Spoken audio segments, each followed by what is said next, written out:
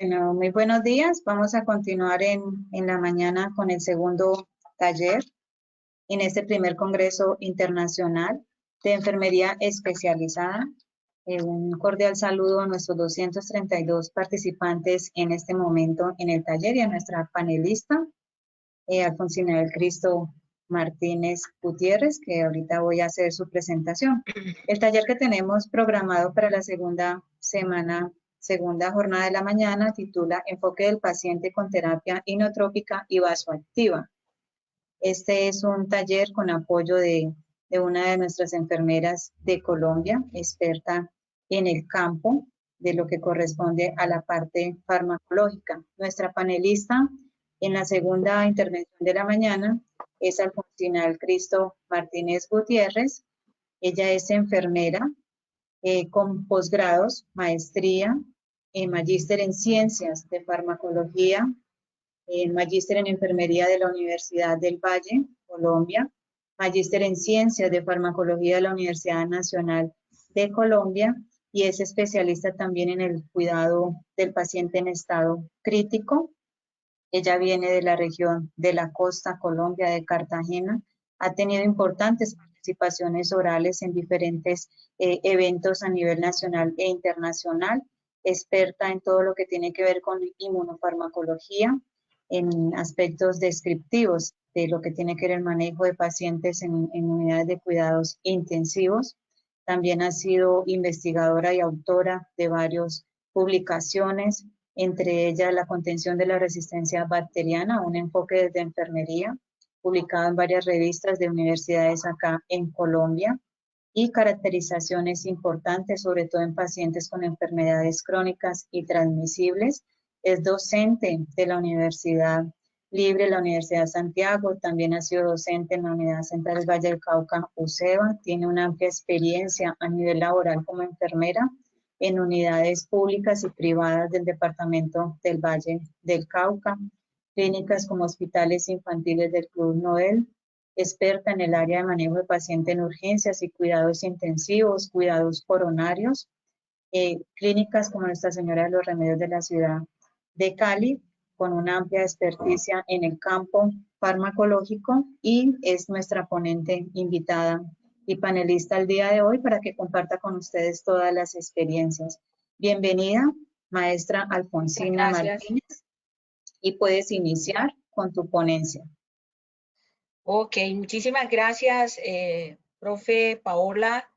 Gracias pues al comité organizador, a la Asociación de Farmacovigilancia, a la Universidad Central del Valle del Cauca por su invitación a participar en tan importante evento académico.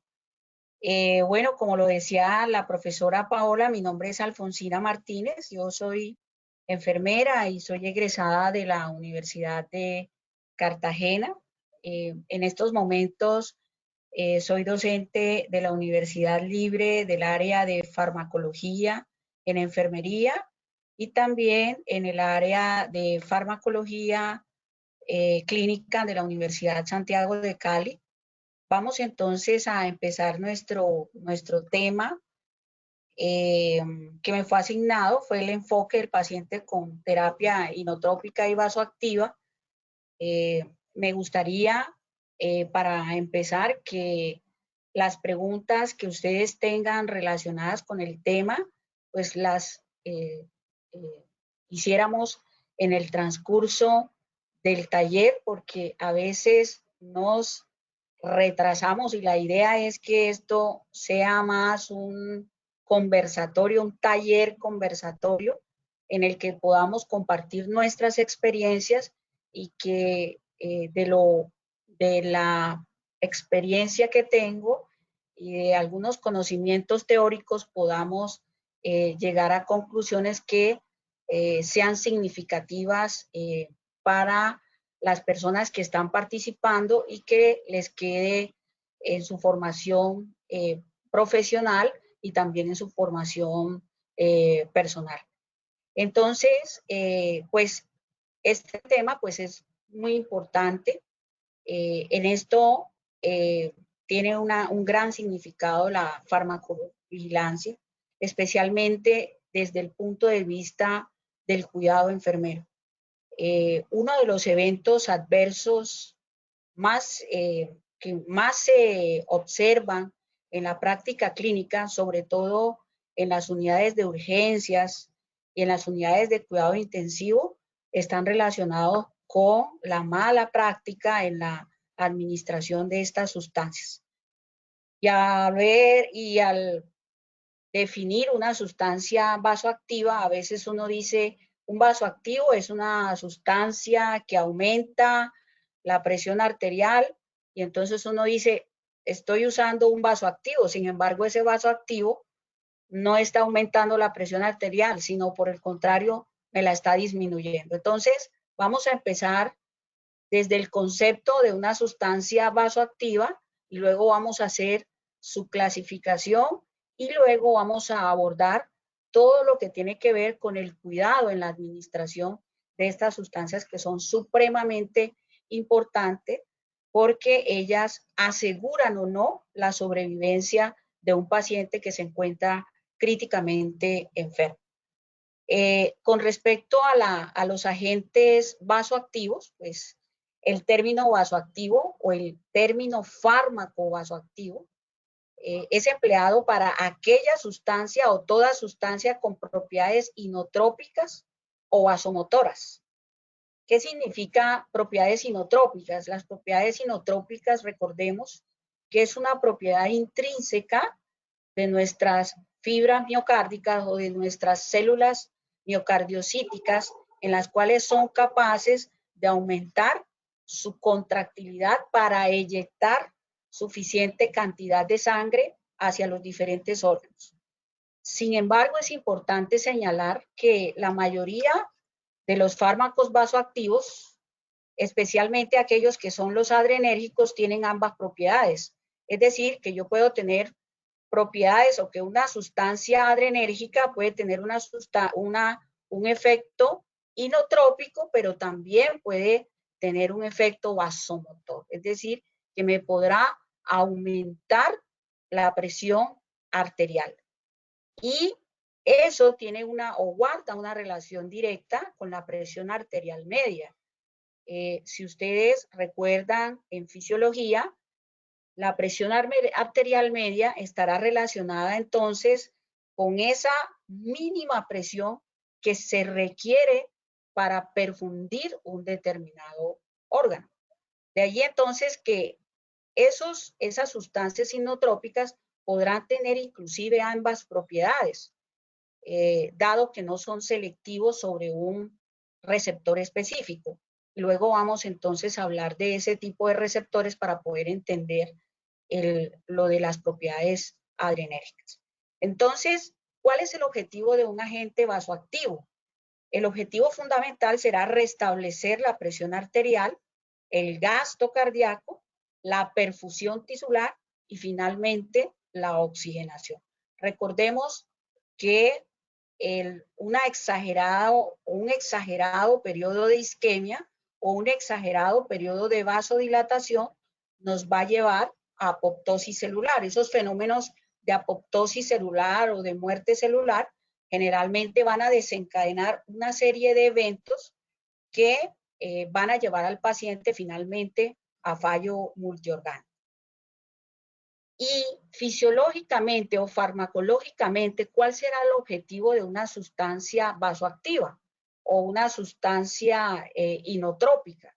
Será incrementar la contractilidad del corazón como bomba. Recordemos que nuestro corazón o nuestra estructura anatómica cardíaca está conformado por 4 cámaras, 2 aurículas, 2 ventrículos. Las aurículas generalmente juegan un papel eyectorio, mientras que los ventrículos generalmente son cámaras reservorias que en periodo sistólico generalmente aumentan su contractilidad para enviar sangre a los órganos adyacentes o a los órganos diana. Entonces, esos órganos dianas que están representados por el corazón, que están representados por el hígado, están representados por nuestros pulmones, por nuestros riñones, pues se perfundirán, es decir, se oxigenarán y tendrán una adecuada concentración de nutrientes, lo que le permitirá finalmente su sobrevivencia. Entonces, fíjense que el término inotrópico está relacionado fisiológicamente con una variable fisiológica que se denomina o que está relacionada con el gasto cardíaco. Y ese gasto cardíaco no es más que la relación existente entre la frecuencia cardíaca y el volumen sistólico. Es decir, que un ejemplo en pacientes con insuficiencia cardíaca congestiva o insuficiencia cardíaca aguda o crónica, una de las variables que se encontrará muy probablemente disminuida será el gasto cardíaco. Bien, y entonces, pues existirán sustancias farmacológicas o agentes inotrópicos que me aumenten esa contractilidad cardíaca que estará relacionada fundamentalmente con esta variable hemodinámica.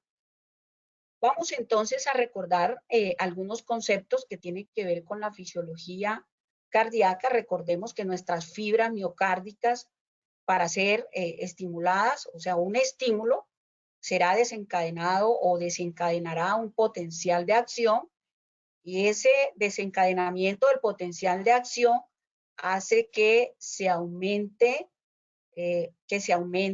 la disponibilidad de calcio intracelular, que se adhiere a un complejo que se llama el complejo tropoactomiosina, mediado por una molécula importantísima que se llama la miosina. De allí que, por ejemplo, en pacientes con evento coronario agudo, que tiene 3 clasificaciones, que son la angina, el evento coronario sin elevación del ST y con elevación del ST, este marcador sea importantísimo para definir si el paciente cursa o no con un evento coronario. Cuando tenemos elevación de troponina a las 4 horas después de un periodo isquémico, podríamos decir que el paciente está ante un evento coronario que electrocardiográficamente uno lo podría dividir de dos maneras: un evento coronario sin elevación del ST o con elevación del ST. Bien, entonces, pues, ¿esto para qué me sirve? Fundamentalmente para establecer que existen algunas sustancias que me van a aumentar la contractilidad miocárdica, otras podrían disminuir mi contractilidad miocárdica en algunas situaciones patológicas. Ejemplos: en la falla cardíaca, en el evento coronario agudo, con disfunción ventricular, en pacientes con choque cardiogénico, en pacientes inclusive con sepsis, porque recordemos que en la sepsis, en estadios finales, generalmente habrán estados de hipoperfusión. Y es importante resaltar que estas fibras miocárdicas, es decir, las células miocardiocíticas, tienen unas propiedades electrofisiológicas que generalmente son muy especializadas. El corazón es el órgano que tiene estas propiedades que son intrínsecas, son solo de nuestras fibras miocárdicas. El inotropismo, por ejemplo, es la propiedad electrofisiológica que se relaciona de manera directa con la contractilidad miocárdica. Y de allí que en pacientes con falla cardíaca, que está definida como una incapacidad del corazón para eyectar suficiente cantidad de sangre, exista una disfunción de la propiedad inotrópica, es decir, que esté afectada está afectada la inotropía. Y entonces hay otra propiedad que es la cronotropía, y esa cronotropía estará relacionada con esa capacidad que tiene el corazón para contraerse durante un periodo de tiempo determinado.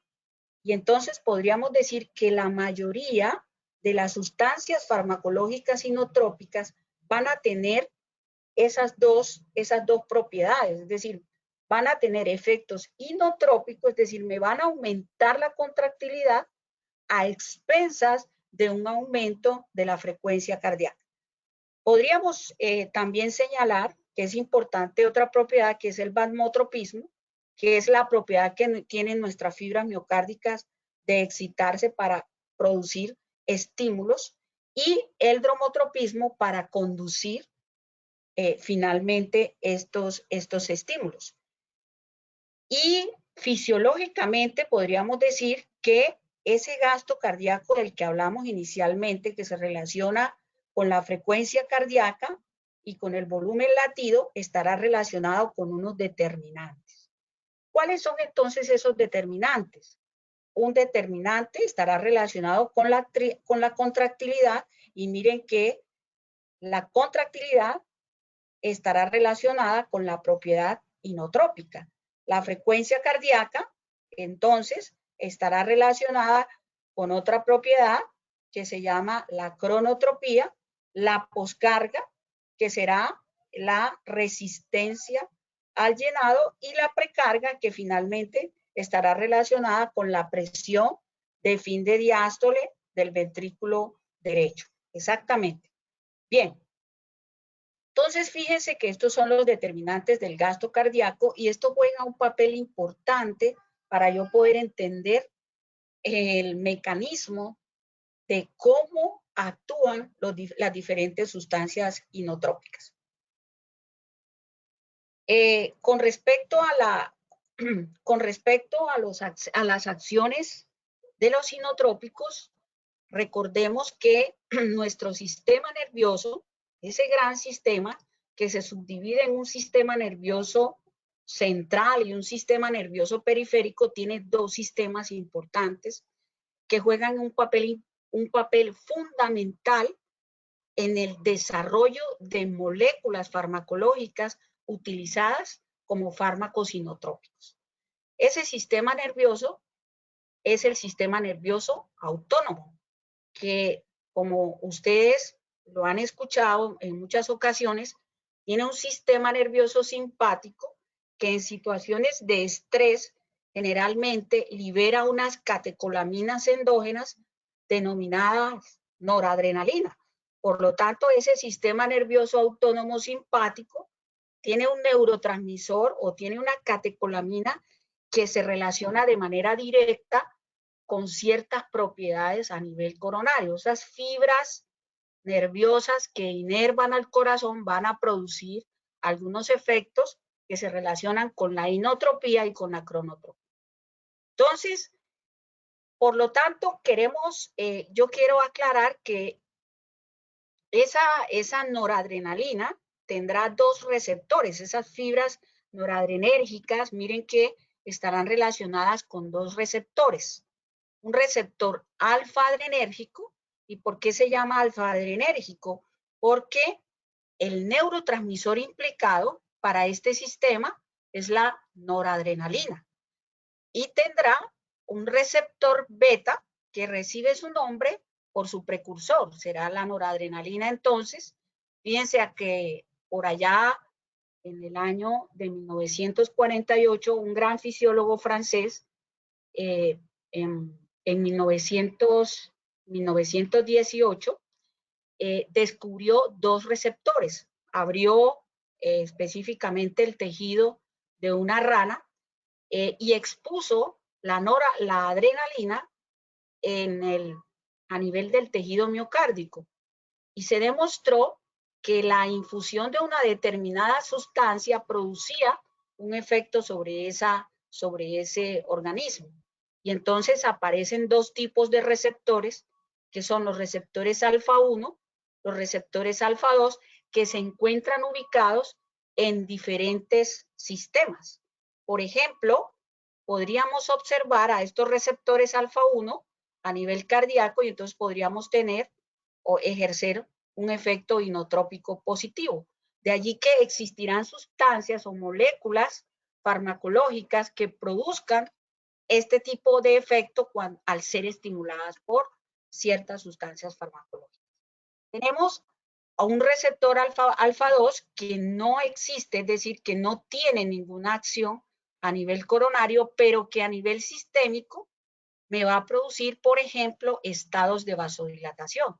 De allí que sustancias como los vasodilatadores que me van a disminuir las presiones arteriales muy probablemente me estimularán a un receptor alfa 2. Y miren lo que pasa con el efecto inotrópico. Estos receptores, que son receptores alfa 1, a nivel sistémico me van a producir contracción miocárdica y al producirme contracción miocárdica me van a producir un efecto inotrópico. Entonces, de allí que existirán moléculas farmacológicas o sustancias como la dopamina que a una dosis específicas me van a producir efectos alfa 1. De allí que a esa velocidad de infusión, ya lo vamos a mirar con respecto al cuidado, que a una determinada velocidad de infusión me van a inducir aumento de la contractilidad miocárdica. Tenemos otros receptores que son los receptores beta. Miren que los receptores beta son dos, beta 1 y beta 2. ¿Dónde vamos a encontrar generalmente a esos receptores beta 1?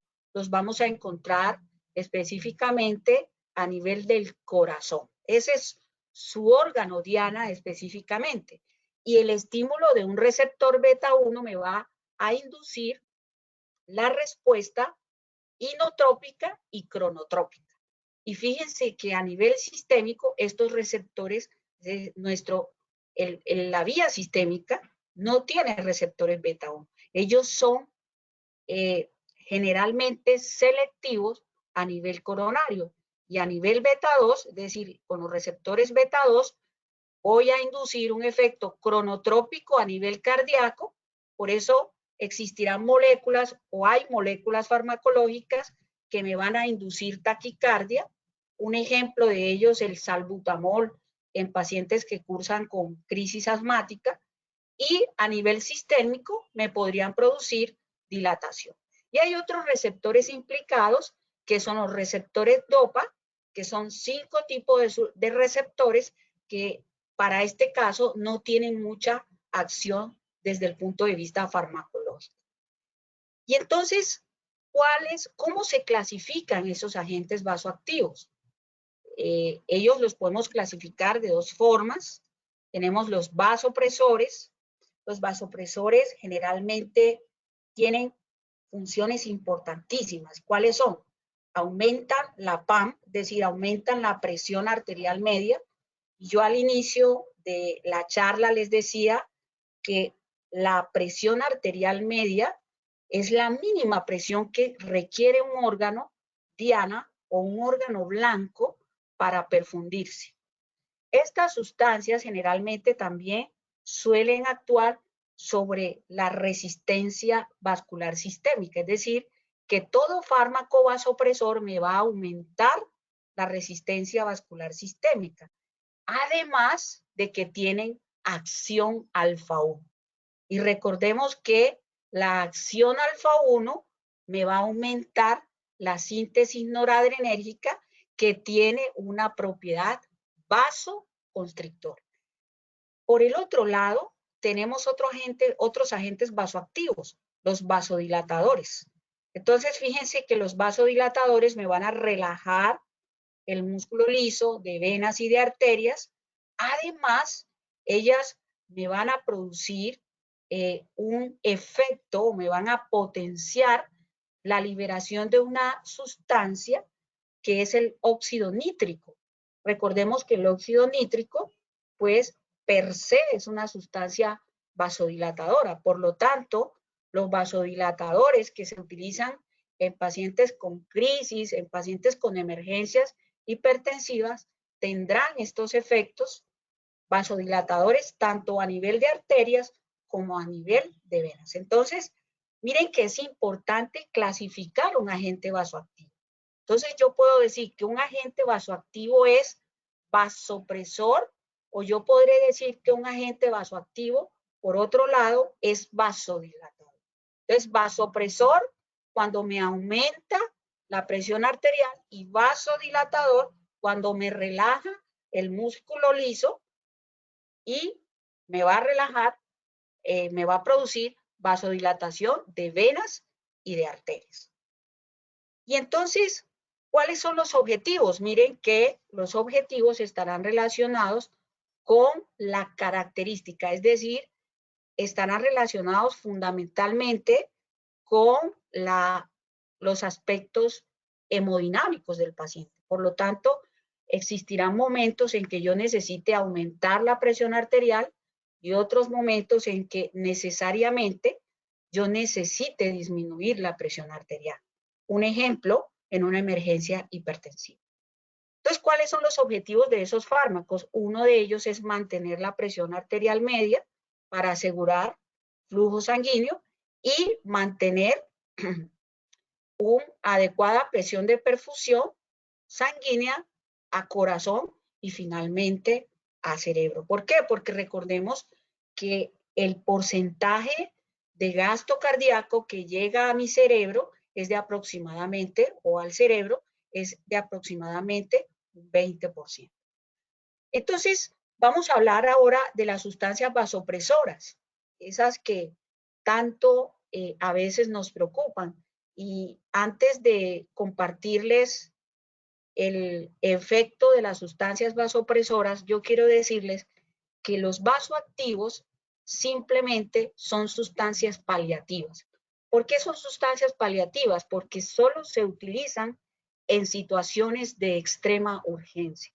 Porque epidemiológicamente se ha demostrado, es decir, la Sociedad Europea de Cardiología, en un estudio que fue el estudio Rosé, que se hizo en el 2017, demostró que estas sustancias a corto y a largo plazo también pueden aumentar la mortalidad de los pacientes, especialmente porque ellas también están relacionadas con un aumento exagerado de la resistencia vascular sistémica, que finalmente me va a producir daño endotelial. Y entonces, ¿cuáles son esas sustancias vasopresoras? Esas sustancias vasopresoras que tanto utilizamos específicamente en unidades de cuidado intensivo, inclusive a veces nuestros estudiantes le tienen miedo a estas sustancias porque para ellos es difícil a veces, o en ellos es difícil hacer por lo menos el cálculo de estas sustancias. Sin embargo, es importante que el enfermero se familiarice con el mecanismo de acción, es decir, con la cinética de absorción de estos fármacos y con la farmacodinámica. Entonces, miren que estas sustancias generalmente deben ser utilizadas en servicios especializados. Un ejemplo, en los servicios de urgencias y en las unidades de cuidado intensivo. Una de las primeras sustancias vasopresoras es la epinefrina, o también llamada adrenalina. La adrenalina generalmente tiene efectos alfa y beta. Y ustedes muy probablemente se preguntarán, bueno, ¿cómo es eso del efecto alfa y beta? El efecto alfa y beta estará siempre relacionado con un efecto o con una variable cinética que se llama la dosis. Es decir, que el estímulo de estas sustancias o el efecto que producen estas sustancias estarán necesariamente relacionadas con la dosis. De allí que en farmacología exista una variable que se llama el efecto difásico. ¿Cuál es el efecto difásico? Ese es un fármaco que generalmente a dosis distinta me puede ocasionar efectos diferentes. Un ejemplo, lo que pasa con la adrenalina. Fíjense que la adrenalina, que comercialmente también se conoce con el nombre de epinefrina, tiene dos estímulos. Tiene un estímulo alfa y tiene un estímulo beta. Entonces, ¿cuándo vamos a necesitar un estímulo alfa? Sobre todo un estímulo alfa 1, cuando tenemos, por ejemplo, un paciente que está en paro cardiorrespiratorio. Por eso, una de las utilidades de la epinefrina es la parada cardíaca, actuando sobre un receptor que es el receptor alfa 1. Recuerden que cuando yo hablé de un receptor alfa 1, a ese receptor alfa 1 se relaciona de manera directa con un aumento de la velocidad de conducción en el nodo sinusal y con un aumento de la frecuencia cardíaca. Por eso la epinefrina es el fármaco de primera línea en pacientes con paro cardíaco. ¿Qué induce la epinefrina en paro cardíaco?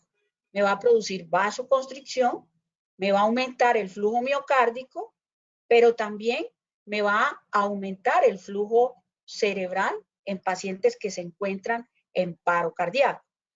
Muy probablemente ustedes se preguntarán, pero hay otro efecto que es el beta. Recordemos que acabé de decirles que existe un efecto alfa y beta, pero que ese efecto fundamentalmente estará mediado por la dosis.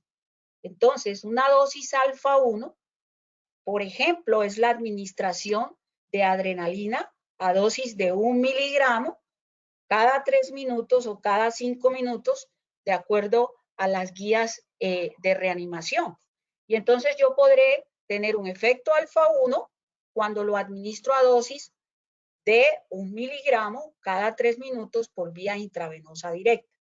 Recordemos que una de las variables o uno de los cuidados fundamentales en este tipo de pacientes que se encuentran en paro es que cuando administramos adrenalina en pacientes adultos, debemos empujarla con un bolo de solución salina. ¿Y por qué solución salina? Porque la solución salina es una solución isotónica que tiene una osmolaridad parecida a nuestro plasma, de 286 milimoles aproximadamente, y eso hace que la velocidad de absorción del medicamento me permita llegar rápidamente al espacio intravascular, produciendo un efecto rápido y obviamente produciendo un efecto benéfico en pacientes con parada cardíaca. Y hay otras situaciones farmacológicas en las que administramos este medicamento y es la crisis asmática.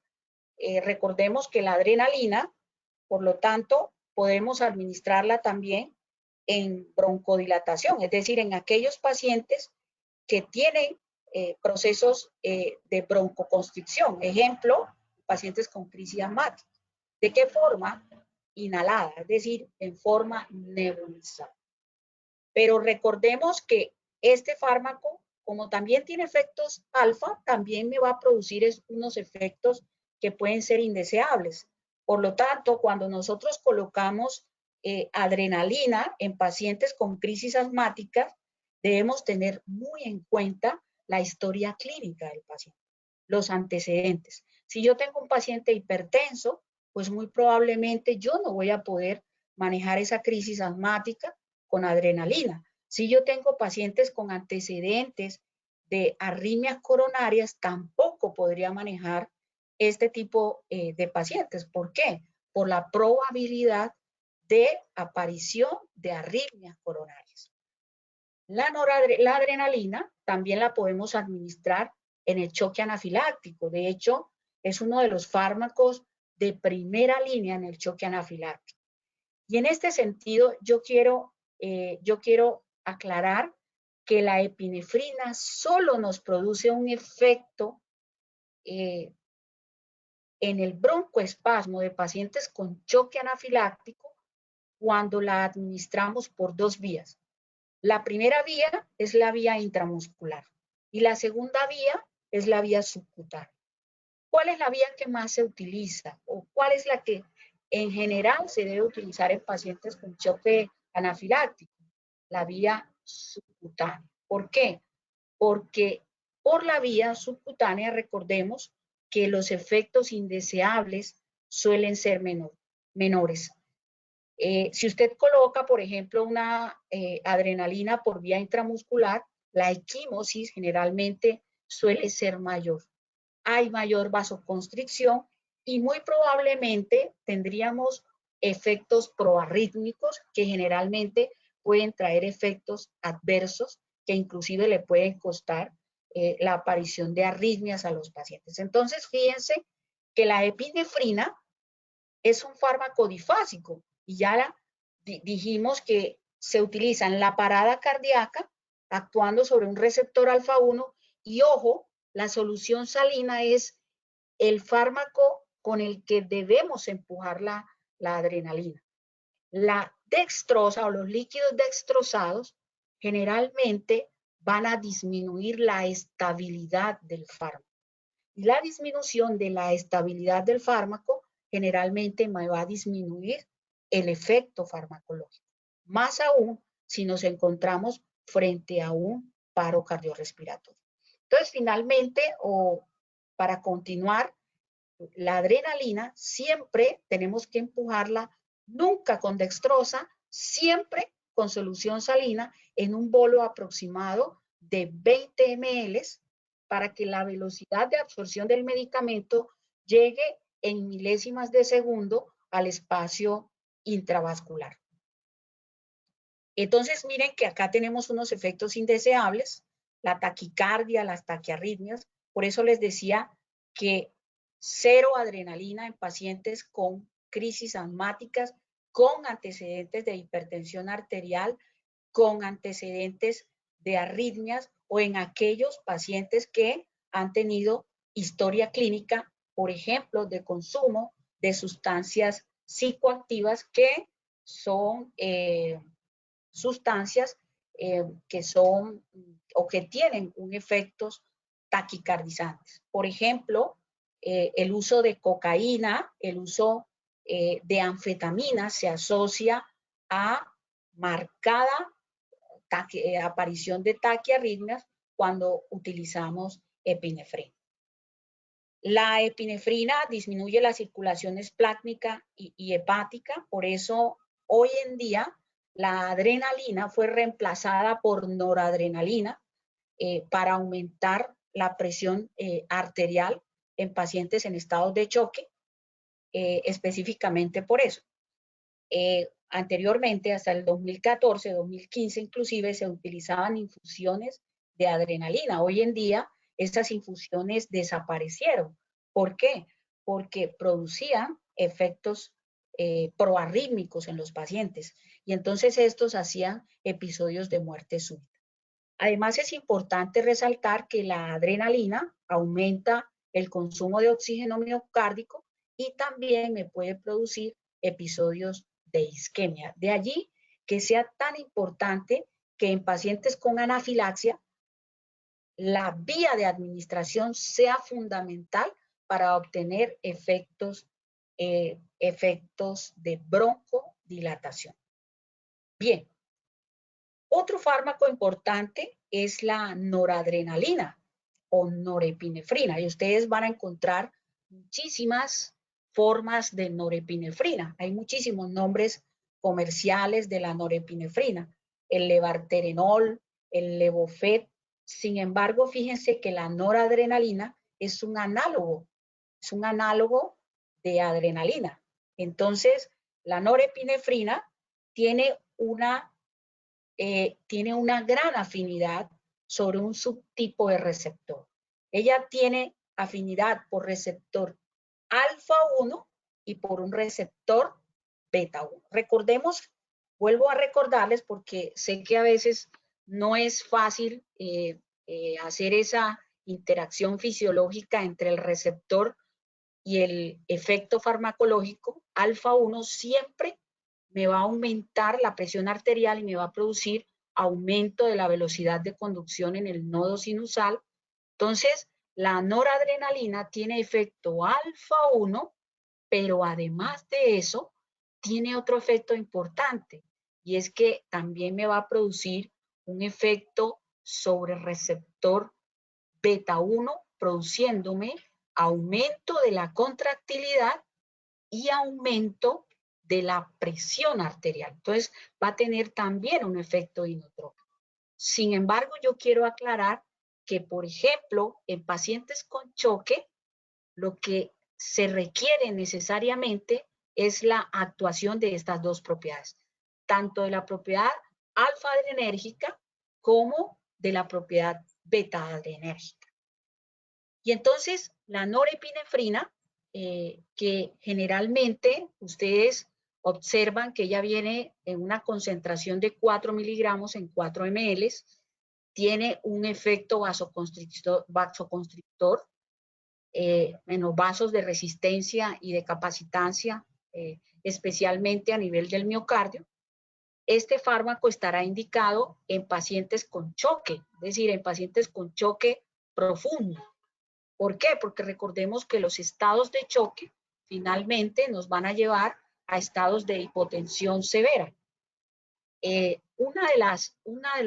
Los dos choques en los que más se utiliza, o los dos tipos de choque en los que generalmente se utiliza la norepinefrina con mayor frecuencia, es en pacientes con choque séptico y en pacientes con choque de origen cardiogénico. ¿Por qué cardiogénico? Recordemos que en los choques cardiogénicos hay disfunción ventricular. Entonces, un objetivo fundamental del uso de la noradrenalina en pacientes con choque cardiogénico es aumentar la función ventricular, aumentar el bombeo cardíaco y además también aumentar la presión arterial actuando sobre un receptor que es el receptor alfa-1. Ahora, también podemos utilizarlo como coadyuvante temporal en el tratamiento de la parada cardíaca. Enfermería basada en la evidencia, nosotros sabemos que en general la mayoría de los pacientes que cursan o que entran en paro cardiorrespiratorio hacen periodos de hipotensión severa. Entonces, es un fármaco coadyuvante del paro cardiorrespiratorio o cardiopulmonar. Y entonces fíjense que la noradrenalina sí tiene unas consideraciones farmacológicas supremamente importantes. Uno es el método de dilución. La noradrenalina se debe diluir en líquidos dextrosados. Algunas personas me han preguntado en muchísimas ocasiones, me dicen, profe, pero ¿qué hacemos cuando el paciente es diabético o cuando el paciente tiene unas glucometrías elevadas o cuando el paciente está en choque y por el efecto de su choque y por su efecto de su estrés metabólico se me aumenta la glucometría si yo diluyo el fármaco en dextrosa? Entonces yo siempre les digo, miren muchachos, cuando tenemos estados de hiperglicemia y no podemos o creemos que el pasar líquidos en soluciones dextrosadas nos puede aumentar más la glucometría, pues para eso están los esquemas móviles de insulina, para eso están los goteos de insulina. Entonces yo puedo contrarrestar un efecto con el otro. ¿Por qué? Porque estos fármacos deben colocarse durante periodos cortos de tiempo. Los periodos prolongados de la infusión de estos medicamentos aumentan la mortalidad de los pacientes por sus efectos isquémicos a nivel de los músculos lisos. Y entonces, por eso es tan importante que la norepinefrina se diluya en líquidos dextrosados. ¿Por qué? Porque las soluciones salinas disminuyen el pK, es decir, el grado de disociación de reparto del fármaco en el espacio intravascular. Y entonces, estos medicamentos o este medicamento, una consideración importante es que se deba diluir en líquidos dextrosados. Otra consideración importante es que necesariamente se requiere un acceso venoso central o un catéter venoso central. Algunos me preguntan, ¿será que lo podemos pasar por vía periférica? Mi respuesta siempre ha sido, siempre y cuando yo utilice el fármaco a dosis bajas, a dosis muy bajas, por vía yugular. Es decir, ¿cuáles son las dosis de la norepinefrina? Yo la puedo utilizar a dosis de 0.1 a 2 microgramos por kilo minuto, pero dosis mayores de 0.5 microgramos por kilo minuto ya me van a producir una vasoconstricción tan severa que me puede producir isquemia distal. Es decir, me va a producir periodos prolongados de isquemia, de necrosis, y entonces me puede producir daño vascular. Entonces, necesariamente, sí o sí, cuando utilizamos noradrenalina, necesariamente necesitamos un catéter venoso central. ¿Cuándo por yugular? Cuando la utilizamos a dosis bajas. Mientras que yo coloco un acceso yugular, inicio la infusión a dosis menores de 0.5 microgramos por kilo minuto, voy preparando el catéter venoso central. Entonces, no hay excusas para no usar la norepinefrina por un catéter central. El catéter central generalmente debe ser instalado por el médico. Es una función del profesional médico colocar el catéter venoso central, pero óigase bien, siempre y cuando nosotros coloquemos dosis menores de 0.5 microgramos por kilo minuto.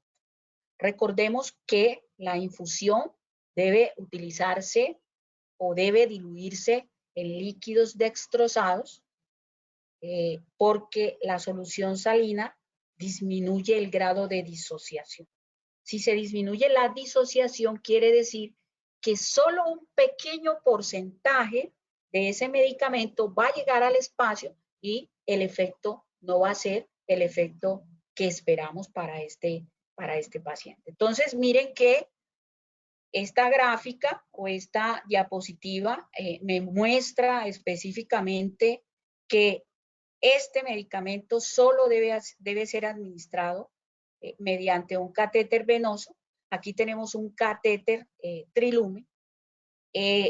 Recordemos que los vasopresores o las sustancias vasodilatadoras pueden colocarse por un mismo lumen, es decir, que además de noradrenalina yo puedo utilizar otro vasopresor por este lumen, es decir, otro vasopresor, la vasopresina, es otro de los vasopresores que utilizamos especialmente en unidades de cuidado intensivo en pacientes con un gran compromiso hemodinámico. Entonces yo puedo a través de este lumen utilizar vasopresores.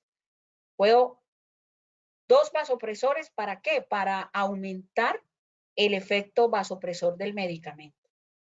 ¿Qué es lo que no se debe hacer? Si yo estoy colocando líquidos a través de este catéter, pues solo debo colocar líquidos, pero yo no puedo colocar líquidos, estoy arrastrando medicamento, estoy colocando medicamentos de diferentes tejidos, lo que hace que el fármaco se distribuya a otros tejidos y no tenga un efecto afín. Por lo tanto, si yo voy a utilizar vasopresores a través de un lumen, solo debo pasarlos por este lumen con fármacos de mecanismos de acción muy parecidos. Bien, y entonces los efectos son muy similares a los de la adrenalina, porque recordemos que yo les había dicho que la adrenalina pues es hermanita de la norepinefrina. Y este fármaco me puede comprometer enormemente la perfusión de las extremidades, más aún cuando lo combinamos con otras sustancias que puedan producir interacción medicamentosa. Y entonces también tendrá un mayor efecto sobre la circulación esplácnica y el consumo de oxígeno. Por eso, los periodos prolongados de administración de este fármaco me pueden comprometer la función renal y también me pueden comprometer la función hepática. Y este es un ejemplo de un efecto adverso del uso de la noradrenalina. Miren que la hipoperfusión distal es uno de los efectos más graves del uso de la noradrenalina. Siempre le digo a mis estudiantes, muchachos, un buen enfermero y siempre lo vuelvo a reafirmar, un buen enfermero es el enfermero que entrega en unidad de cuidado intensivo a sus pacientes con la menor dosis de noradrenalina. Es decir, que a menor tiempo, menor será la probabilidad de producir estos efectos que pueden ocasionar inclusive la amputación de estos miembros. Este fue un paciente que tuvimos en el 2017, fue un paciente que nos hizo un daño vascular enorme y a este paciente se le tuvo que finalmente amputar el pie derecho como consecuencia de una administración exagerada de noradrenalina. Y entonces a este efecto se le llama necrosis dérmica inducida por noradrenalina, que puede ser inclusive muy común cuando utilizamos dosis exageradas con noradrenalina o de otra forma cuando lo utilizamos por vía periférica.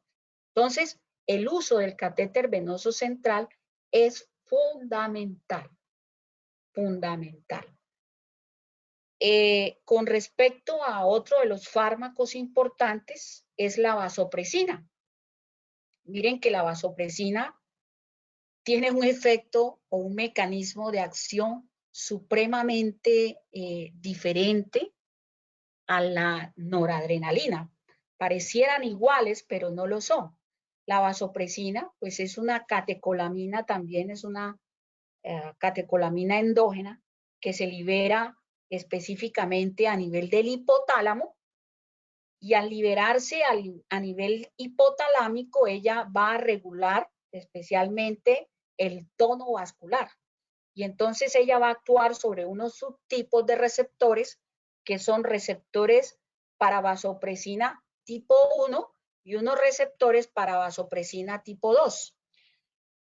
Y entonces es una hormona de estrés que se libera en situaciones de choque. Entonces, ¿qué pasa? Nosotros en estados de choque, sobre todo en la fase compensada, liberamos vasopresina. ¿Por qué? Por mecanismos compensatorios.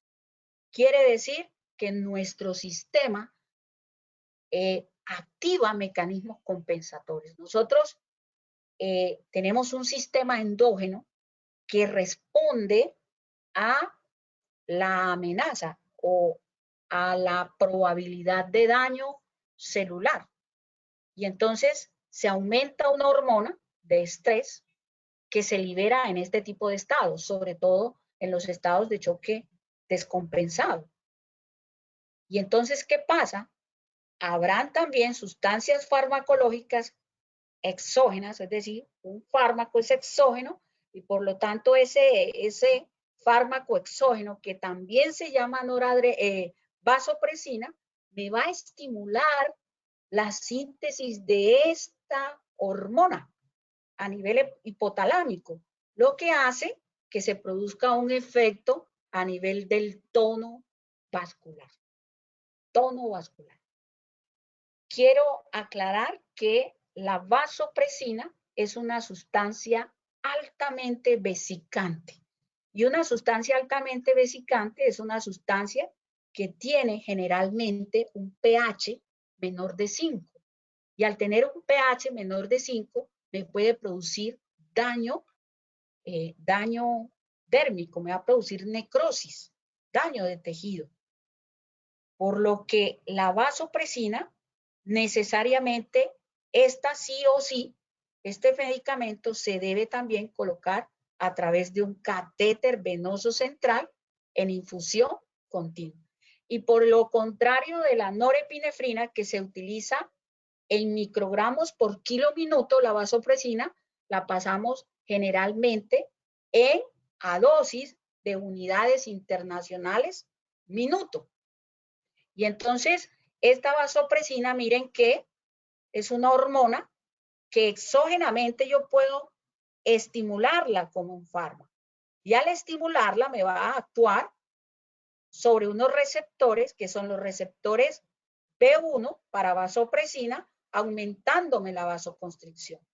Por el otro lado, óigase bien, aquí en este lado, muchachos, me va a producir estímulo de receptores beta B2. Al actuar sobre receptores B2, me va a estimular al ADH, la hormona antidiurética. Por eso, cuando ustedes empiezan a infundir vasopresina, la tasa es decir, la rata urinaria del paciente, el gasto urinario se cae, se disminuye. Y esto no es efecto muy probablemente metabólico del paciente, sino que también puede ser un efecto mediado por esta sustancia farmacológica que se llama vasopresina. De allí que la vasopresina se deba utilizar por muy cortos periodos de tiempo. Mucha gente me pregunta, ¿qué debemos suspender primero? ¿Qué debemos empezar a disminuir primero? Debemos empezar a disminuir primero la vasopresina, porque la vasopresina tiene una afinidad mayor con efecto vasoconstricción mayor que la noradrenalina. Pero además me estimula la ADH. Y el estímulo de la hormona antidiurética me disminuye la tasa de filtración glomerular. Al disminuirme la tasa de filtración glomerular, eso hace que esa filtración glomerular que haya ahí, ese fenómeno de filtración glomerular que ocurre a nivel renal se disminuya, lo que produce finalmente procesos asociados a daño de origen renal. Por eso ustedes miran que en la mayoría de los pacientes que se encuentran en estados de choque, que es donde se utilizan estas sustancias con mayor frecuencia, en este caso los pacientes generalmente empiezan a hacer también falla renal y empiezan otra serie de complicaciones asociadas no solo a los procesos metabólicos, sino que también a los procesos asociados al uso de estas sustancias farmacológicas. Entonces, miren lo importante que es el sistema compensatorio de nuestro organismo. Este sistema a nivel hipotalámico, pues me va a secretar esta hormona. Pero entonces yo puedo también utilizar fármacos, sustancias exógenas que estimulan a esta hormona. Y esta hormona, ¿cuándo se activa?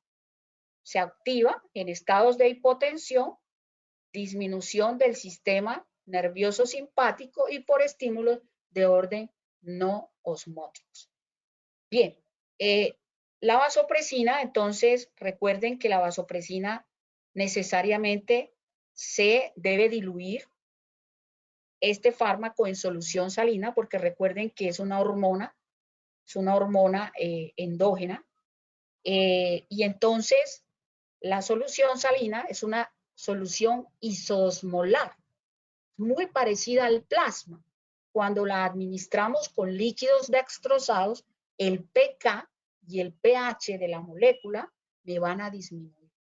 Por lo tanto, la concentración mínima efectiva del medicamento me va a disminuir, lo que hace que el efecto farmacológico sea menor. Entonces, la vasopresina la vamos a encontrar en ampollas. Generalmente viene en ampollas de 20 unidades internacionales contenidas en 1 ml. La preparación es una ampolla en 100 ml para la mayoría de los protocolos institucionales. Es de una ampolla en 100 ml. Potencia el efecto de la noradrenalina, es decir, que a través de un lumen, de un catéter venoso central, yo puedo colocar noradrenalina y también puedo colocar vasopresina. Pero cuando cuando llegamos a las metas de presión arterial media, que son de 80 a 90 milímetros aproximadamente en pacientes con sepsis, es decir, la presión arterial media generalmente debe ser mayor de 65 milímetros de mercurio. Por lo tanto, lo que primero tenemos que empezar a disminuir, como lo dije ahorita, es la vasopresina, porque es más potente, tiene una eficacia, una afinidad mayor y obviamente tendrá mayor probabilidad de daño renal y de daño a nivel hepático. Maestra Alfonsina. Sí, dígame, profe. Hay 3 recomendaciones, 3 participaciones para que de pronto en la medida en que ellos vayan haciendo sus aportes, le demos respuesta. Al inicio había una pregunta sobre las 5 propiedades básicas y mencionaba el participante que también conocía el lucitropismo. Esa es Sí. una de las apreciaciones. Con respecto al temario que se está manejando en este momento, otro participante tenía una duda, sobre todo cuando llega un paciente del servicio de urgencia específico al área de choque, que qué efecto farmacológico tendría la norepinefrina si se administra vía periférica y al mismo tiempo ocupar bicarbonato. Este es... Listo, muy bien. Esa es una muy buena pregunta. Generalmente las soluciones alcalinizantes no deberían utilizarse en conjunto con las sustancias que se utilizan en la reanimación. Por ejemplo, la adrenalina no se utiliza fundamentalmente por el mismo lumen por donde estamos pasando bicarbonato, porque existe un fenómeno que se llama la interacción y muy probablemente las soluciones bicarbonatadas pueden producir un efecto que se llama el efecto, pueden producir antagonismo competitivo sobre receptores para adrenalina, lo que hace que el efecto adrenérgico pueda disminuir y en este caso lo que necesitamos fundamentalmente en esta circunstancia es sacar rápidamente al paciente del paro cardiorrespiratorio. Gracias. Otra de las preguntas que hacen Denis Germán Cerezo Rendón dice que para la administración de vasodilatadores e inotrópicos por una vía periférica, que si existe alguna condición específica que le prohíba o le permita administrar su administración. No entendí la pregunta, Jefecita. ¿Me la puedes volver a Yo creo que hace referencia a la interacción farmacológica entre vasodilatadores e inotrópicos al mismo tiempo por una vía periférica. Es lo que le entiendo la pregunta al participante porque hace mención que si hay alguna condición específica que prohíba.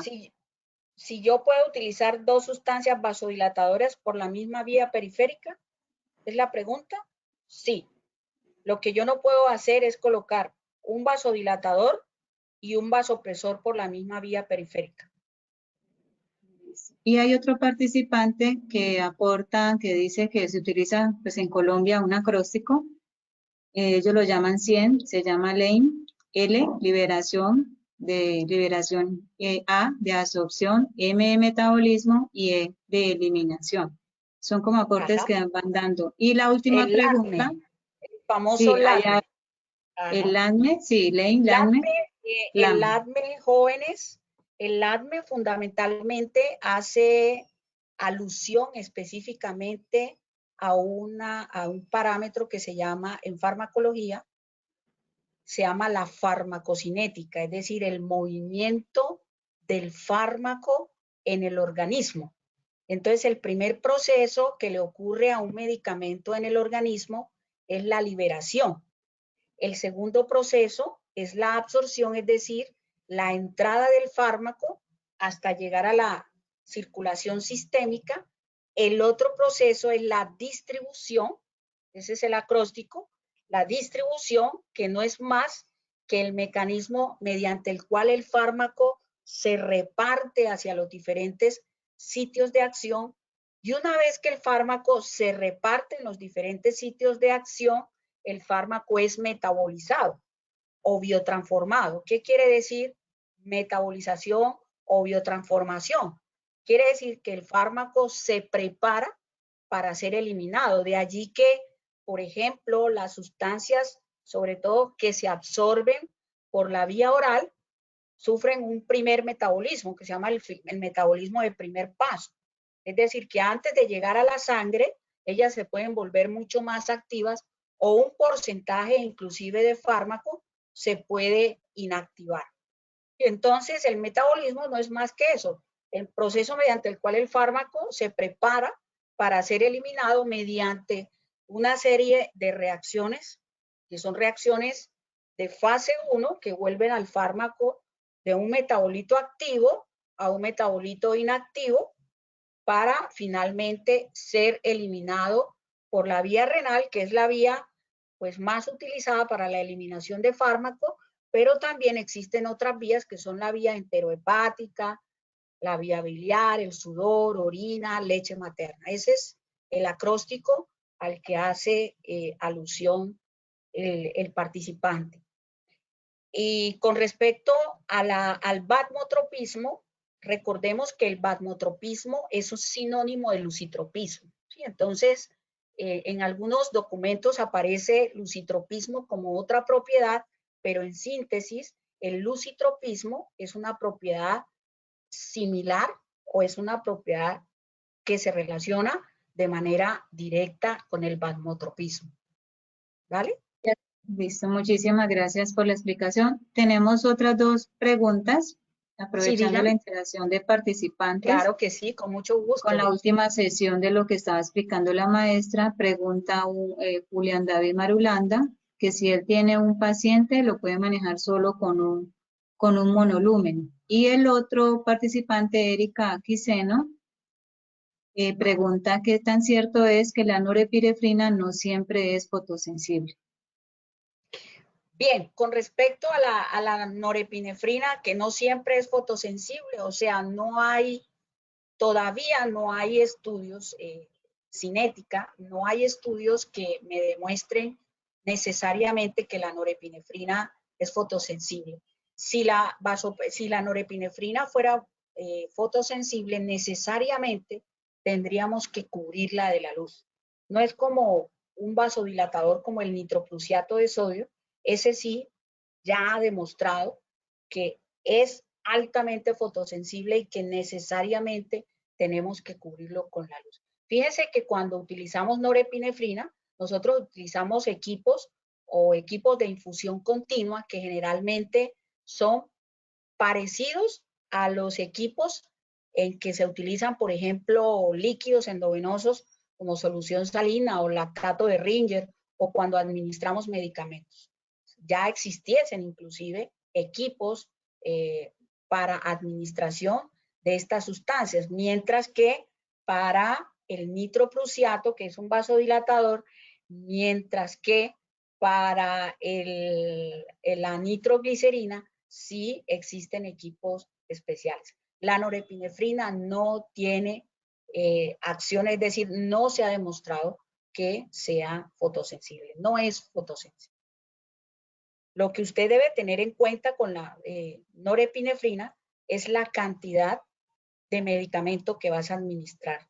Se ha demostrado que esas dosis que ustedes popularmente llaman como las dosis concentradas tienen mayor efecto sobre la mortalidad de pacientes a largo plazo, sobre todo cuando se utilizan por largos periodos de tiempo. Por lo tanto, se recomienda que uno debe empezar con soluciones sencillas. Por ejemplo, una solución sencilla es una ampolla en 250 ml e ir titulando el medicamento hasta llegar a presiones arteriales medias adecuadas. Por ejemplo, la sociedad, en el último consenso que hubo sobre sepsis, se estableció que el límite para la presión arterial media que me demuestra que me puede perfundir un órgano es 65 milímetros de mercurio. Por lo tanto, cuando llegamos a 65 milímetros de mercurio, ahí podemos empezar a producir o a destetar el medicamento, que tenemos que destetarlo o tenemos que irlo bajando progresivamente, porque cuando lo bajamos rápidamente hacemos el efecto de rebote. ¿Sí? Entonces, eso es lo que no queremos. Por eso es tan importante que nosotros vayamos de menor a mayor. Quiere decir que no iniciemos necesariamente con infusiones concentradas, sino que iniciemos con infusiones sencillas de medicamentos. Muy buena la pregunta.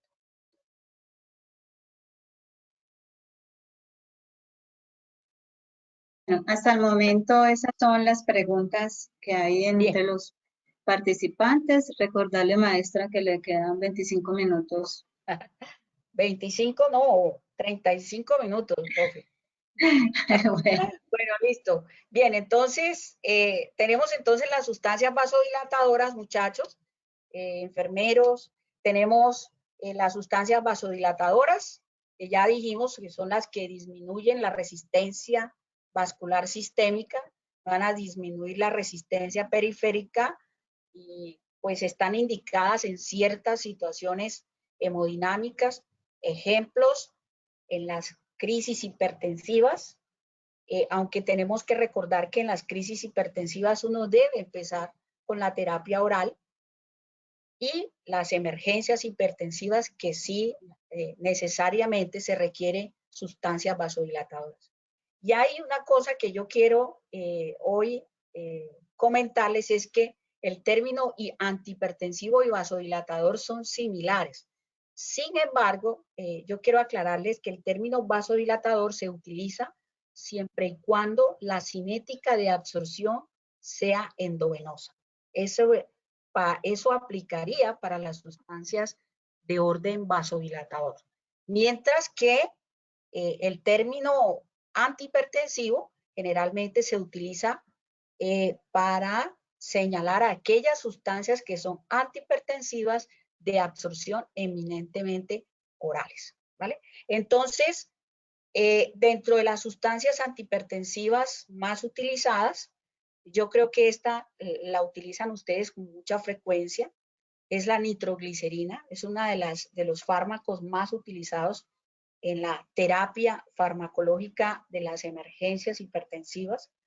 La nitroglicerina tiene un mecanismo de acción muy parecido al del nitroprusiato de sodio. Ella actúa a nivel de las células endoteliales, aumenta la síntesis de óxido nítrico, aumentando la disponibilidad de unos nitratos, de los nitratos orgánicos, que me van a producir una forma inactiva del óxido nítrico a través de una enzima que se llama la guanilato ciclasa. Me la activan y me van a producir finalmente relajación del músculo liso a nivel coronario, a nivel de arterias y a nivel de venas. Es decir, en síntesis es vasodilatador arterial y venoso. Y es fundamental decirles, o es importante decirles que la nitroglicerina se ha demostrado que es de elección en pacientes con emergencias hipertensivas de orden coronario. ¿Por qué? Porque se ha demostrado que la nitroglicerina, además de ofrecer muy buenas propiedades vasodilatadoras, también me van a aumentar la presión de perfusión a nivel coronario. Recuerden que la perfusión es el grado de oxigenación. Entonces, cuando yo voy a oxigenar, cuando yo quiero aumentar la oxigenación y utilizo nitroglicerina, debo utilizarla a una dosis que generalmente debe ser menor de 2 microgramos por kilómetro. Ejemplo, en un paciente que tiene evento coronario, pero que no cursa con hipertensión arterial. Esa es sería una de las utilidades de la nitroglicerina. La nitroglicerina también se sintetiza a partir de una molécula que es el dinitrato de isosorbida. De hecho, pues es su molécula original. Entonces me sintetiza óxido nitroso, que es vasodilatador. Y entonces la nitroglicerina también se utiliza por vía intravenosa, tiene acción vasodilatadora. Miren que el equipo, aquí les muestro el equipo de la nitroglicerina, generalmente es un equipo especial porque se ha demostrado que la nitroglicerina puede tener efectos también sobre la fotosensibilidad, es decir, que requiere necesariamente un equipo para disminuir la probabilidad de que se disminuya o que se baje la probabilidad de estabilidad farmacológica. Entonces, un efecto vasodilatador se utiliza en el postquirúrgico cardíaco, en la cirugía de revascularización miocárdica, es muy bueno, o sea, ese es uno de los mejores de primera línea. La dosis generalmente van de 1 a 20 microgramos por kilo minuto. Esa es la dosis usual en pacientes con emergencia hipertensiva o con crisis hipertensiva. Sin embargo, esto era lo que yo quería aclararles. En pacientes con eventos coronarios que no cursan con es decir, que no cursan con aumento de las cifras arteriales, yo puedo utilizar el fármaco a dosis menores de 2 microgramos. Y entonces allí el objetivo sería otro. ¿Cuál es el objetivo allí? Mejorar la presión de perfusión coronaria. Por eso ustedes escuchan o ustedes han leído muy probablemente que el acróstico en el evento coronario agudo es la sigla MONAC. MONAC, morfina, oxígeno, nitroglicerina. Pero la nitroglicerina no porque el paciente necesariamente esté hipertenso. Un paciente infartado puede estar hipotenso. Todo dependerá de la dinámica del paciente. Entonces, la nitroglicerina se usa con un objetivo y es aumentar la presión de perfusión a dosis menores de 2 microgramos por kilómetro. Yo quiero aclararles que en este tipo de pacientes no necesariamente se requiere una línea arterial. ¿Por qué? Porque recordemos que la nitroglicerina es un potente vasodilatador y muy probablemente vamos a tener el efecto farmacológico durante las primeras 4 horas después de iniciada la infusión. También tiene un efecto a nivel vasodilatador venoso pulmonar, por eso esta dosis que ustedes ven aquí, de 1 a 3 microgramos por kilo minuto, es una dosis esencial, es una dosis importantísima en pacientes que cursan con edema pulmonar agudo. 1 a 3 microgramos. Entonces, por eso en el edema pulmonar agudo, uno de los fármacos de primera línea es la nitroglicerina junto a la furosemida para disminuir la sobrecarga circulatoria. Entonces, a dosis mayores de 3 microgramos, fíjense que va a tener un efecto vasodilatador a nivel sistémico. Y hay algo importante de la nitroglicerina y es su efecto de la tolerancia. ¿Qué significa que este fármaco produzca tolerancia? Generalmente, cuando usamos nitroglicerina después de 24 horas, la nitroglicerina, por más que usted le aumente la infusión, la velocidad de infusión al paciente, el efecto va a ser el mismo.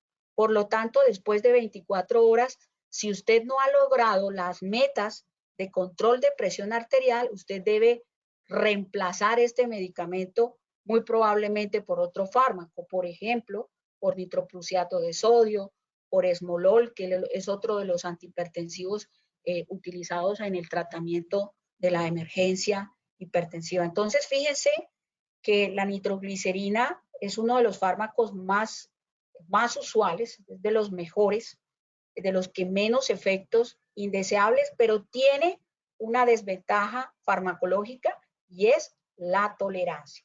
Este no requiere necesariamente un catéter venoso central, este requiere más una muy buena vena periférica, una vena periférica grande, es decir, de gran calibre, catéter grande, y requiere necesariamente también bomba de infusión continua.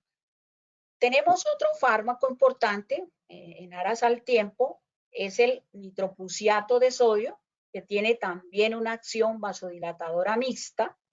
La dosis de 0.5 a microgramos kilo minuto tiene efecto en pacientes con emergencia hipertensiva, en hipertensión, en pacientes con síndrome de bajo gasto, en el postquirúrgico de la cirugía de revascularización miocárdica, se disminuye también o disminuye la poscarga, es decir, la resistencia al final de la diástole en un corazón que generalmente está traumatizado después de una cirugía, sobre todo en cirugías de revascularización miocárdica, disminuye la poscarga y es muy buen vasodilatador arterial y venoso. Hace aproximadamente 2 meses el INVIMA lanzó una alerta sobre el uso del nitroprusiato de sodio. Tal parece que el nitroprusiato de sodio se está dejando de utilizar por sus efectos a nivel renal y a nivel hepático. Exactamente por qué se producen estos efectos. Porque después de las 48 horas de usar este medicamento causa un efecto a nivel hepático. Produce la acumulación de unas sustancias que se llaman tiocitos, que se convierten en tiocianatos, y al convertirse en tiocianatos, pues estas sustancias generalmente me van a producir acumulación terapéutica, me van a producir daño hepático y finalmente me pueden ocasionar daño renal. Por lo tanto, yo quiero aclararles que una de las estrategias del cuidado enfermero es que nosotros, cuando estamos trabajando el cuidado intensivo, debemos entregar nuestros pacientes con la menor cantidad de nitroprusiato o con la menor cantidad de sustancias vasopresoras. ¿Por qué? Porque el uso prolongado nos puede producir efectos graves a nivel renal y efectos hepatotóxicos. Entonces, nuevamente, hasta hace 2 días se volvió nuevamente a utilizar ya, por ejemplo, acá en Cali se está utilizando más ahora el nitroprusiato de sodio, pero con el cuidado de que esta infusión no vaya más de 48 a de 72 horas de manejo. Entonces, es una de las cosas que yo quiero también llevarles y traerles a ustedes. ¿Por qué? Porque a veces uno va a la práctica clínica y uno va a ciertas instituciones hospitalarias y uno entra con la rotación de estudiantes a las 7 de la mañana y uno ve que el paciente está con nitroprusiato de sodio a la misma velocidad. Al día siguiente regresa otra vez al escenario de práctica y uno ve el mismo paciente con la misma infusión. Y ese es un efecto, es un error craso. Y eso es de enfermería. ¿Por qué? Porque nosotros necesariamente tenemos que establecer metas de manejo en los pacientes, estrategias de manejo en los pacientes. Bien, entonces, eso es una de las grandes dificultades del uso del nitroprusiato. También puede producirse taquicardia, puede producirse taquifilaxia, efecto de rebote, es decir, que se debe disminuir progresivamente, además de que puede producir robo coronario. Por eso no se utiliza o por eso es importante que en pacientes con emergencias hipertensivas relacionadas con trastornos cardiovasculares se utilice en menor proporción este fármaco. Además, también puede producir disfunción plaquetaria, fenómenos de acumulación terapéutica que se relaciona con una toxicidad que es la toxicidad por tiocianato. Y yo quiero aclarar que la vida media, es decir, la estabilidad del fármaco, de las mezclas, son de 4 a 6 horas. Por lo tanto, si yo tengo una infusión de nitroprusiato, es fundamental que cada 4 horas exactamente cambiemos la mezcla. ¿Por qué? Porque cuando no cambiamos esa mezcla, la estabilidad del medicamento disminuye en un 50%. Por eso vamos a encontrar pacientes con 3, 4, 5 días de infusión con nitroprusiato y entonces vamos a encontrar que los pacientes van a hacer fallo renal. Y entonces a veces el médico empieza a buscar la causa de la falla renal y resulta que no nos hemos dado cuenta que ya llevamos con 4 o 5 días el paciente con infusiones de nitroprusiato de sodio que produce muchísimos efectos a nivel nefrotóxico. Necesariamente usted requiere una línea arterial para monitoría de la presión arterial cada hora o por lo menos cada minuto. Recordemos que las líneas arteriales son fundamentales y hacen parte también del cuidado de enfermeros. Pueden ser instaladas por enfermeros, por anestesiólogos también. Entonces, cuando tenemos paciente con nitroprusiato de sodio, siempre necesitamos colocar línea arterial. Recordemos que el nitroprusiato de sodio también es fotosensible y este sí necesariamente requiere cubrirse de la luz e inclusive en la actualidad ya hay equipos especiales para la administración de nitroprusiato de sodio. Otro de los fármacos vasodilatadores importantes es el labetalol. El labetalol pues es un antagonista de receptores alfa 1 y beta 1 adrenérgicos. Es su principal mecanismo de acción. Entonces miren que el medicamento me va a disminuir la resistencia vascular bloqueando receptores alfa 1 y beta 1 adrenérgicos. Protege el corazón de una respuesta simpática. Por lo tanto, cada vez que vamos a colocar infusiones con labetalol, tenemos que tener en cuenta siempre cómo está su frecuencia cardíaca, porque al ser un fármaco beta bloqueador me va a disminuir la frecuencia cardíaca. Entonces, ojo, mucho cuidado con la historia clínica del paciente cuando usamos labetalol. Aquellos pacientes que tienen antecedentes de enfermedad del nodo sinusal, aquellos antecedentes que tienen bradiarritmias demostradas por historia clínica, no son pacientes candidatos al uso de estos fármacos. En pacientes con antecedentes de broncoespasmo, es decir, aquellos pacientes que sufren de crisis asmáticas, están totalmente contraindicado el uso de labetalol. Además, me puede producir hipotensión severa y otro fenómeno asociado al labetalol es la tolerancia.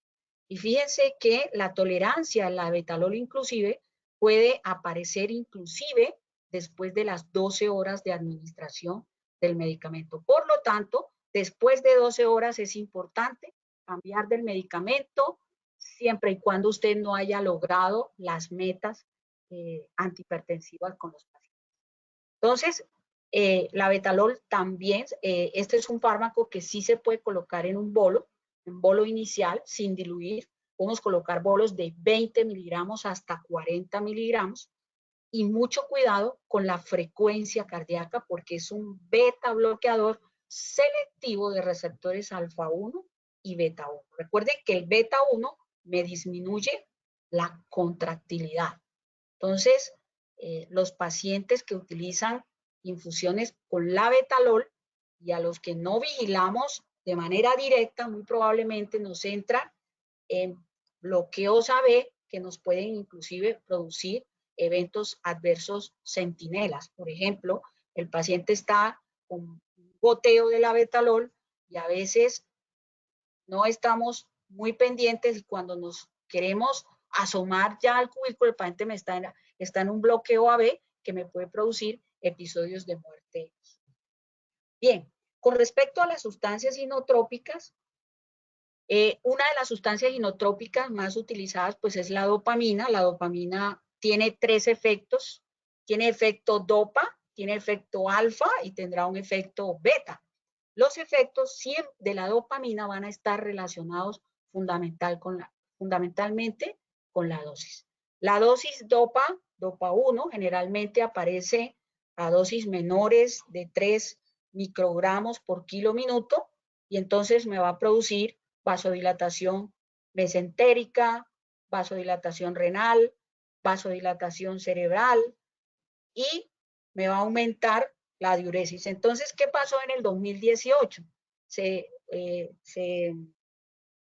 En el 2018 aparece un estudio que fue el estudio Rosé, en el que se demostró que hoy en día la dopamina no tiene efecto, es decir, el efecto renal es es un pseudoefecto, es un falso efecto.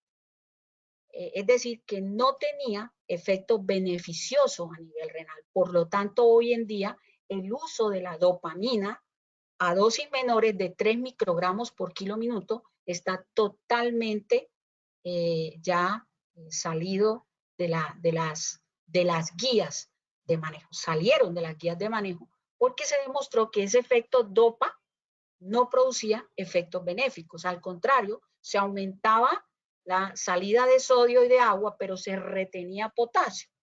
Y recuerden que los estados de hipercalemia también me pueden producir fallo renal. Definitivamente hoy en día el efecto beta 1 es el más utilizado y el efecto beta 1 aparece a dosis que van generalmente de 3 a 5 microgramos por kilo minuto.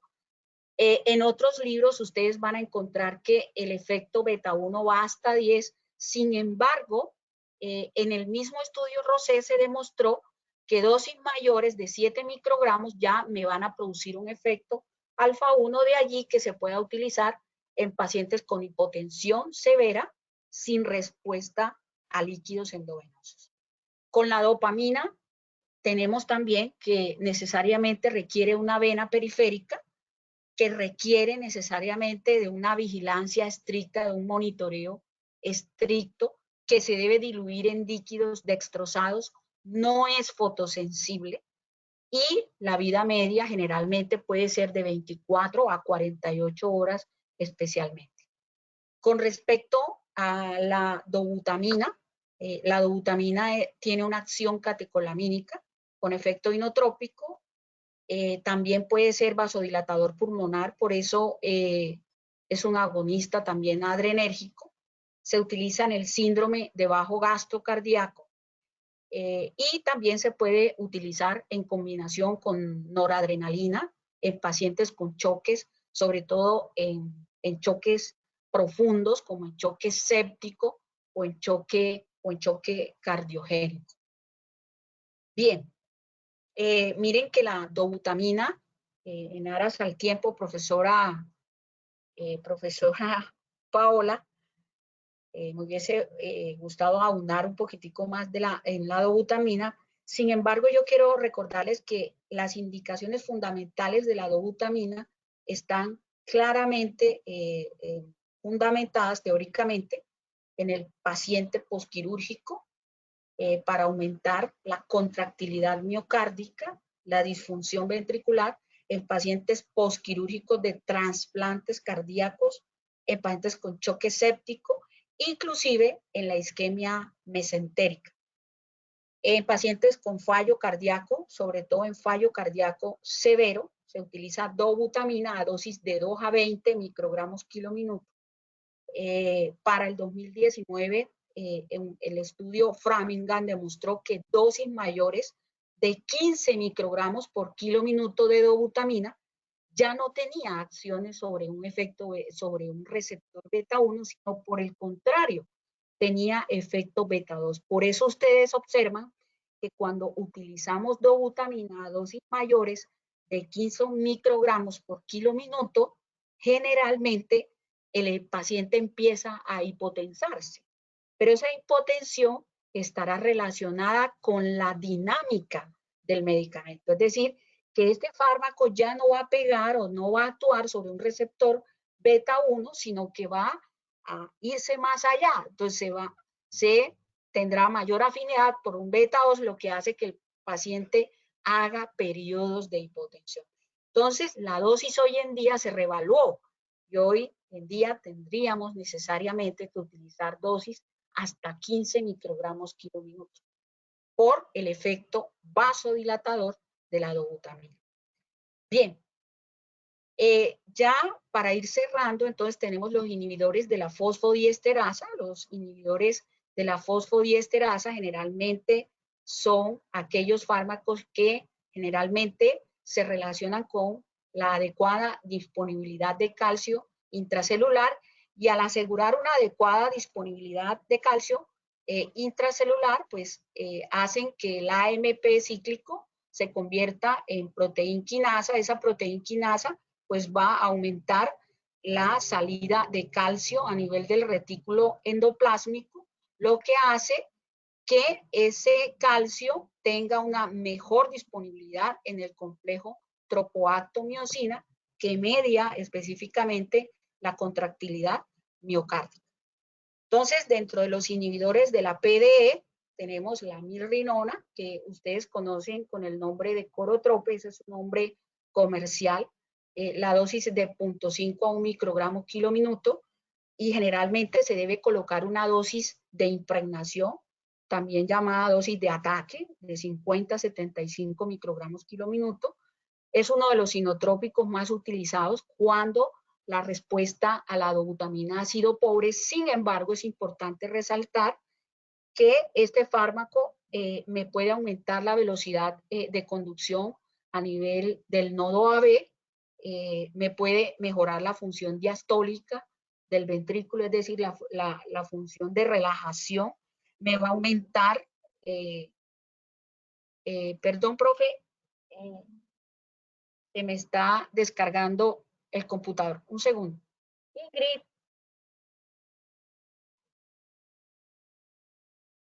El cargador. Bien, entonces, fíjense que la milrinona me va a producir relajación de la musculatura lisa vascular, arteriovenosa, también me va a disminuir la precarga. Recuerden que la precarga, el manejo de la precarga es fundamental en aquellos pacientes, sobre todo que cursan con edema pulmonar. Los pacientes que hacen edema pulmonar hacen una gran sobrecarga circulatoria, y entonces es muy importante el manejo de este fármaco en este tipo de pacientes.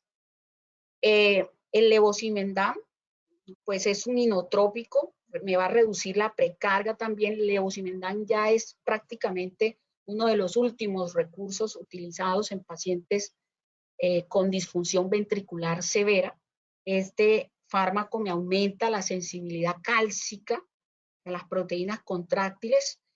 Tiene una característica cinética, y es que tiene un periodo, un posefecto, un periodo efecto farmacológico que puede durar de 9 a 14 días. Y los pacientes que se manejan con levosimendan necesariamente requieren ser manejados en unidades de cuidado intensivo. ¿Por qué? Porque este fármaco es un fármaco proarrítmico. La aparición de arritmias supraventriculares puede ser común con el uso del levosimendan en pacientes con disfunción ventricular. Además de eso, este fármaco solo debe administrarse en un periodo de tiempo específico, 24 horas, diluidos en dextrosa en solución salina. Se requiere necesariamente línea arterial, y en muchas ocasiones se requiere el uso del balón de contrapulsación intraórtica. ¿Por qué? Porque son pacientes que tienen disfunciones ventriculares severas, en los que necesitamos tener un control estricto de las presiones intracardíacas, por ejemplo, del gasto cardíaco, del trabajo ventricular izquierdo, del trabajo ventricular derecho, de la resistencia periférica, del índice cardíaco, además de las resistencias y de las capacitancias miocárdicas. Por eso este fármaco solo debe administrarse por 24 horas, pero yo les comento, este medicamento tiene un efecto que puede durar más de 9 días, es decir, de 9 a 14 días. Por eso la mortalidad a corto plazo con el uso de estos fármacos, la mortalidad con el uso de estos fármacos es altísima. Bueno, esta es la dosis de carga, miren, de dosis de 12 a 24 microgramos por kilo minuto. El pico plasmático máximo aparece de 30 a 60 minutos, y miren que puede inclusive durar hasta 9 días después de suspender el medicamento.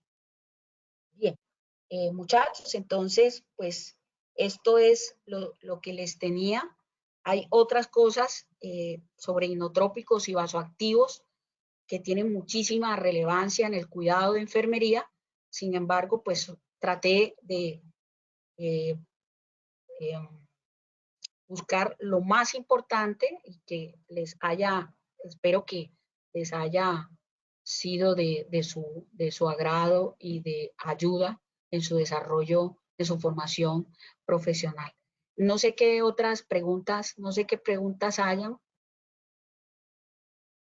Bueno, muchísimas gracias, maestra Alfonsina Martínez, por todo el aporte, el apoyo que nos has dado durante este taller especializado en la parte farmacológica, que es su fuerte. Importantes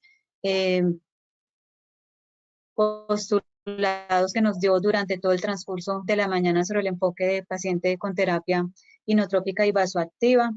Tenemos una participación de 300 personas permanentes en sala de diferentes regiones del mundo, con saludos especiales y felicitaciones por las ponencias, por la información que brindó hasta el momento.